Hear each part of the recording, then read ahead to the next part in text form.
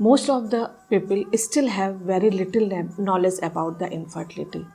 इसके कॉजेज़ क्या हैं, क्या प्रिवेंटिव मेजर्स हैं, कैसे इसको टेस्ट किया जाता है और क्या इसका ट्रीटमेंट है. So today I will share very basic information about the infertility. Infertility is defined as the inability of a couple to conceive even after regular unprotected sexual intercourse for over 1 year. According to WHO, 10 to 15% इसका incidence है. It can be varies from place to place. इसको हम easily address कर सकते हैं if the couple go for the counseling and the treatment at the right stage and the right age. Causes male में भी हो सकते हैं, फीमेल में भी हो सकते हैं. Incidence of the male factors responsible for the infertility, we have seen that 40% of the male factors which are responsible for the infertility. Male factors में जो इम्पॉर्टेंट है that is abnormal or the any problems in the ejaculation of the semen, absence or low level of the sperm, abnormal shape and the movement, that is the motility of the sperm, that can present for the male factor infertility. अगर हम uterus की बात करें तो there may be any mass can be present like the fibroid, adenomyosis, endometriosis, and ovary may be again ovarian cyst, endometriosis and the PCOD. और India में सबसे important cause है that for the infertility that is the pelvic tuberculosis. और जो pelvic tuberculosis होती है वो सबसे ज़्यादा अफेक्ट करती है फैलोपियन ट्यूब पे, जो कि ब्लॉक कर देती है. तो इसलिए फैलोपियन ट्यूब का involvement is very very important.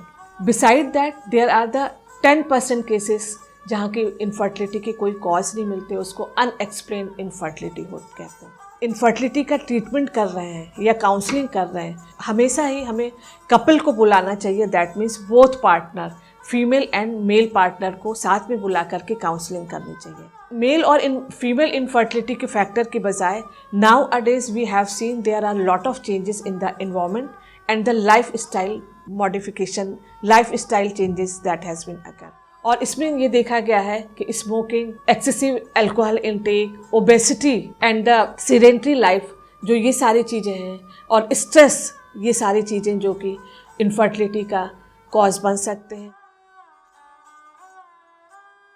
Infertility 2 तरह की होती है, primary infertility and secondary infertility. Primary infertility in which the woman has never conceived despite of the regular unprotected intercourse.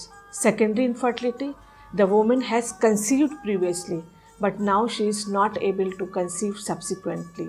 एक कैटेगरी सब फर्टिलिटी की होती है जिसमें कि फर्टिलिटी तो होती है लेकिन डिलेड होती है.